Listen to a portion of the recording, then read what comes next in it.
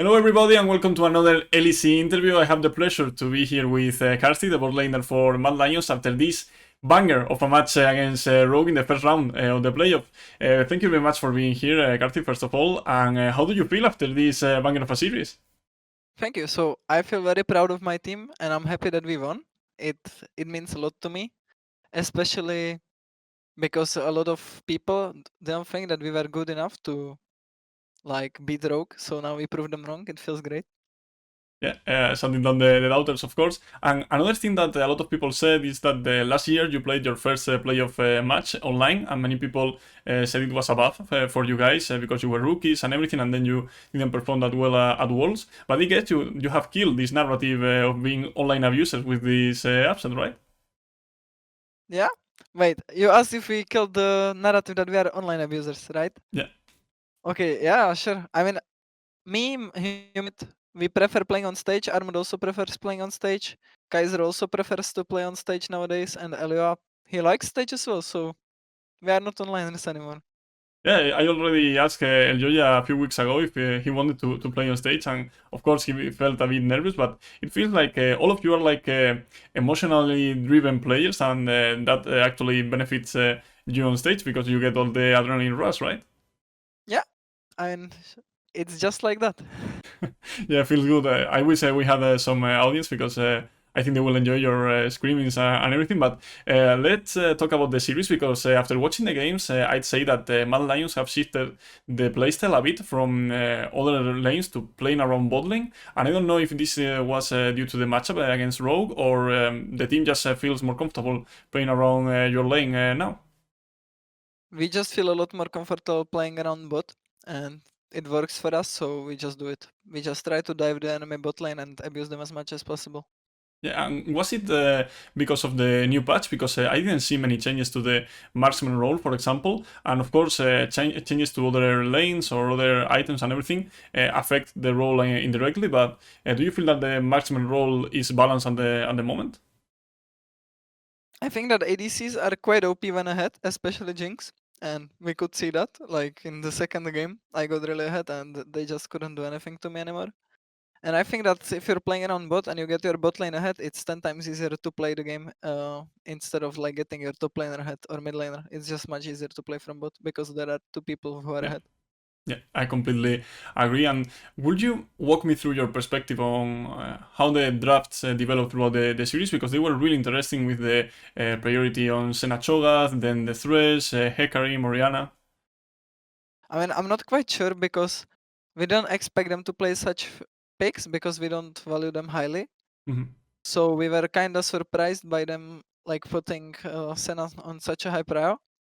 And I think we adopted pretty well. We played the Jinx twice. First time we kinda trolled it and we gave them the opportunity to go get back into the game. Then we played Vayne. That was kind of an awkward game. And now the Kai'Sa, which we played Kai'Sa Alistar into a Fellows Trash. And that's kind of a hard matchup to V2. So we were counting on them not being able to snowball and just trying to cheese gang them or something, but they don't let us do that. But luckily they weren't good enough to end snowball their lead. Yeah, it was actually surprising to see you come back from that game. And going a bit back to the first games, I think Thresh was one throughout all the games in the playoffs until this series. But I've only seen this priority on the pick in Europe. Do you think that the champion is actually broken because he enables other picks like a mobile champions like Jinx, or is it just something that you guys really love playing? I think that the champion is for sure OP. It provides a lot of mobility for the ADC, also a lot of CC, and it's just quite good in the meta right now. There are not many good picks that you can play against Thresh, so I think Thresh is the most likely the most OP support right now. Okay, so we will take notes from that. And also, during the regular season, I know this is a jungle pick, so maybe you don't have that much of context around it, but we saw mostly jungles like Graves, Lilia, Hecarim, and everything, but you actually prioritize Bolivar a lot today, and it was even played yesterday. So are we experiencing a jungle shakeup in the meta with ganking junglers like Bolivar, or is it just something that we are seeing from you guys? So we just I don't know, we just prefer playing ganking junglers most of the times because you don't have to like It's a good blind pick usually because there is nothing that punishes you a lot, so it allows to form the ADC, for example, to pick on 5-4, and Mhm. that's pretty good sometimes. Or it allows me to pick it on 3, that's also really good. So I think that's why we are playing mostly tank junglers and ganking junglers. And Elyoya is actually performing great with him. And I saw a bit of love in the air after the games ended. But I don't know if you've seen the screenshots, but Human is like awkwardly watching you guys kiss each other. Are you leaving him outside of the polyamory relationship that you tweeted the other day, or I'm focusing on Elyoya, or how is it going? I think he's jealous. I think he's very jealous because yeah, as we won, he approached me. I don't even know about anything. He just approached me and kissed me through the mask. And I think Marek is just jealous. Like he would like to join, but sadly, Elyoya chose me. Yeah, we'll have to see how that relationship develops. But as I told you, I interviewed Elyoya a few weeks ago, and he told me that one of the problems that you guys have is that you were throwing leads when you were ahead. And actually, I was surprised, as I told you, that you were able to come back in the last game. But do you think that this throwing games problem is something that you still have to deal with, or have you solved it in the 2 weeks break that we had between the regular season and the playoffs? I mean, I think the thing with throwing the leads, it was mostly like really small mistakes, so it's not hard to work on it. We just need to remember it, and I don't think it's gonna happen anymore, to be honest. All right, nice to know. And to finish with Elyoya, I've heard in the postgame lobby that you said that he's like 10 times better than you guys were as rookies. So do you expect him to be like the best jungler in the league undisputedly next split or next year even? To be honest, I do. I'm not sure when, but one time he's for sure gonna be the best jungler in LEC. Yeah, I'm sure that the Spanish followers will love this. And I've also heard throughout the split that some people were saying that you guys, I mean the bot lane, you and Kaiser were performing worse compared to last year. And I know that in an interview you said that you spent the first half of the season like trying things out, limit testing a bit and everything. But you guys seem to have overperformed a lot in this series, and Kaiser actually got the MVP. So I'd like to know your opinion on your own performance throughout the whole split or your current level after this best of 5.